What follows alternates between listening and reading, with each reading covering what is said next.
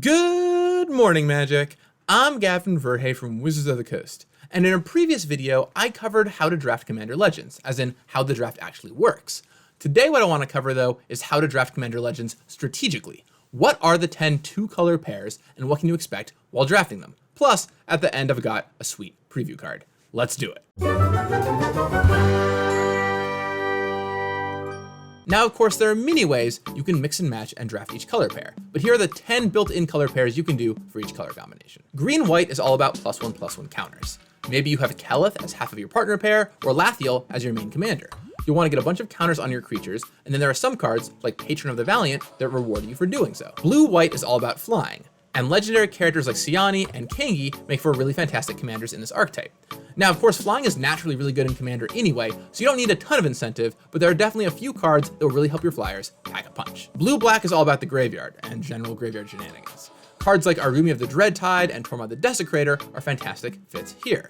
You can do everything from reanimate creatures early in the game, to encore a bunch of creatures late in the game, to return stuff to your hand with cards like Scholar of the Lost, all the way to just counting your graveyard for awesome effects. It's a full-on graveyard palooza. Black-red loves the sacrifice, and so a character like Jury of the Review can get the job done. There's all kinds of sacrifice shenanigans on your creatures to use, and don't forget, all of the treasure you generate can be sacrificed as well. And what is all of this fueling? Well, one of my favorite build-around cards is Furnace Celebration. Just like Hal, Elena, and Tuya Bearclaw tell you to do, red-green loves to have the biggest creature on the board.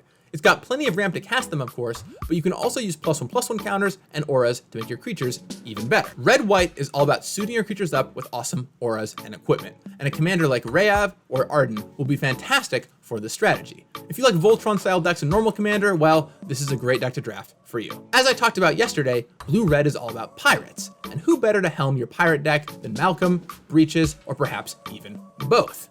It's sort of a tempo-style strategy where you will attack, get some treasure, use it to cast all kinds of tricky spells, and eventually overwhelm your opponent. Blue-green is all about casting big spells, and cards like Emodi or Yolrana are fantastic commanders here.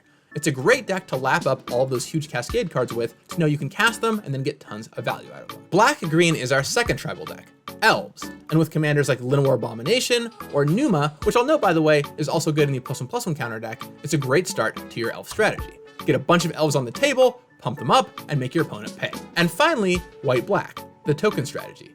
You can use a partner commander like Prava or a two-color commander like Felici to make plenty of tokens. And then once you've gone wide with tokens, you could either pump them up or even just sacrifice them for some good effects. Now, no matter what two-color pair you end up in, there's an uncommon card you'll want to keep your eye out for.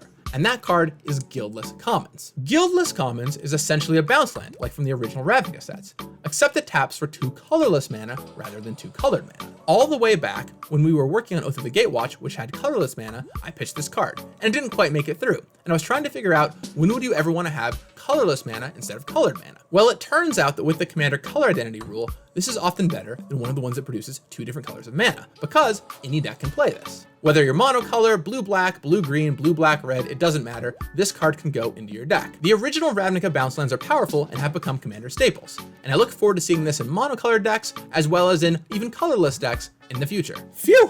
It has been a long 2 weeks of previews, and this week is only half over already. But there's still a few more cool things left to do, and so come back tomorrow for a very special episode of Good Morning Magic. You won't want to miss it. In the meantime, though, may you always find the 2-color archetype you're looking for when you're drafting.